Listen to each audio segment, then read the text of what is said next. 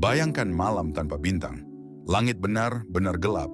Tidak ada matahari, tidak ada galaksi, bahkan atom pun berhenti bergerak. Ini bukan adegan fiksi ilmiah.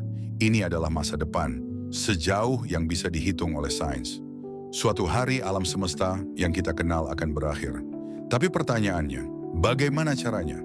Apakah semuanya akan membeku, meledak, atau hancur total? Untuk tahu jawabannya, kita harus mundur ke awal mula, ke saat alam semesta pertama kali lahir.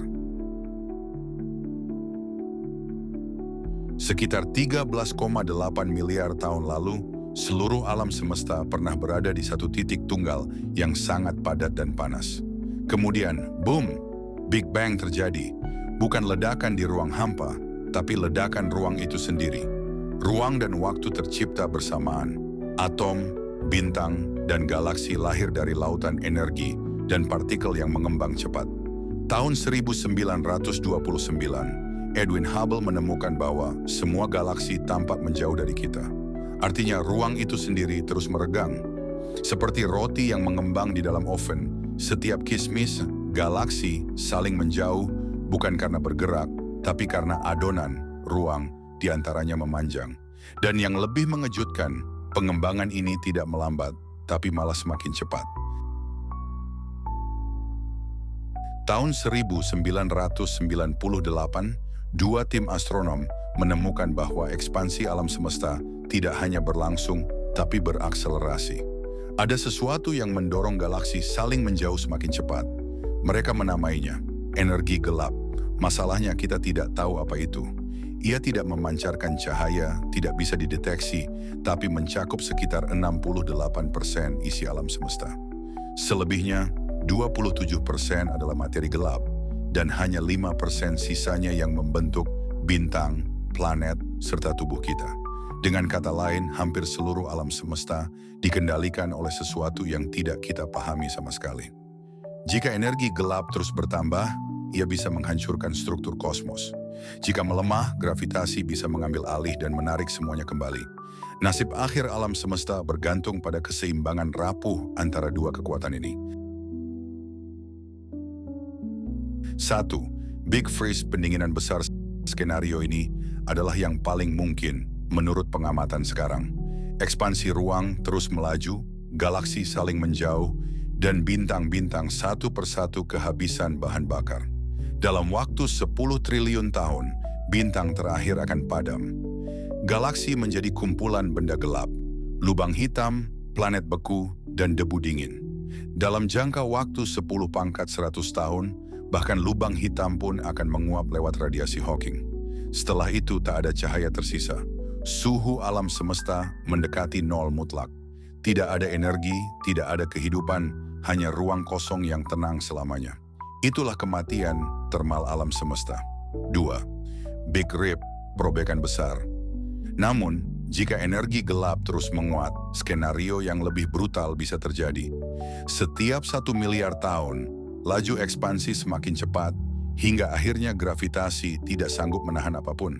Pertama, galaksi tercerai-berai, lalu sistem tata surya terurai, planet keluar dari orbit, dan dalam miliaran tahun berikutnya, atom-atom itu sendiri akan terbelah oleh ekspansi ruang.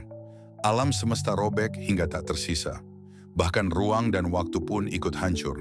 Itulah Big Rip, akhir paling cepat dan paling ganas yang bisa dibayangkan. 3. Big Crunch, hancur balik. Ada juga kemungkinan sebaliknya. Jika energi gelap suatu saat melemah, gravitasi akan menang, ekspansi berhenti, lalu segalanya mulai runtuh.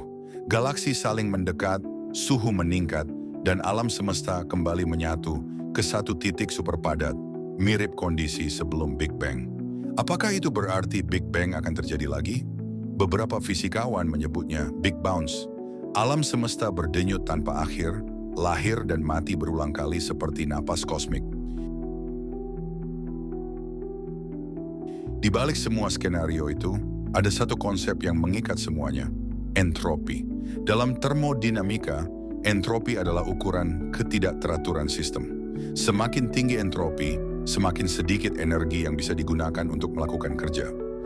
Alam semesta secara alami bergerak menuju entropi maksimum.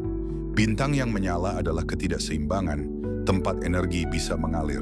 Tapi saat semuanya seimbang, tak ada lagi aliran energi, tak ada perbedaan suhu, tak ada proses. Itulah heat death, kematian karena keseimbangan total. Menakutkan? Mungkin, tapi justru itulah bukti bahwa hukum fisika benar-benar bekerja sampai akhir. Segala sesuatu termasuk kita hanyalah bagian kecil dari proses menuju keseimbangan kosmik. Jika alam semesta bisa mati, berarti segala hal di dalamnya juga sementara. Bintang lahir, bersinar, lalu padam. Galaksi terbentuk, tumbuh, lalu lenyap. Dan di tengahnya, manusia, makhluk kecil yang hanya eksis selama sekejap dari 13,8 miliar tahun sejarah kosmos. Namun kesadaran kita, walau kecil, adalah sesuatu yang luar biasa. Kita bisa menyadari bahwa kita hidup di dalam alam semesta yang perlahan sekarat.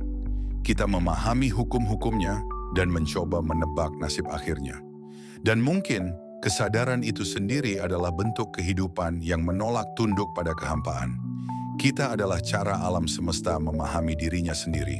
Carl Sagan. Beberapa ilmuwan berpendapat, bahkan jika Big Freeze benar-benar terjadi, partikel-partikel kuantum mungkin tetap berfluktuasi.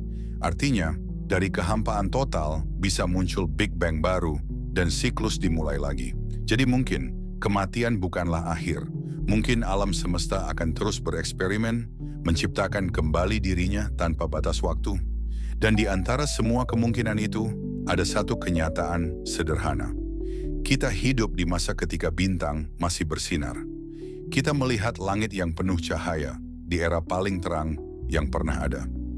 Jadi selama alam semesta masih menyala, gunakan waktu ini untuk berpikir, bertanya, dan kagum. Karena di antara miliaran galaksi dan triliunan tahun waktu, kesadaran kita adalah percikan kecil yang membuat kosmos menjadi berarti. Suatu hari semua bintang akan padam. Tapi mungkin selama masih ada makhluk yang bertanya, mengapa semesta akan tetap hidup dalam pikiran kita.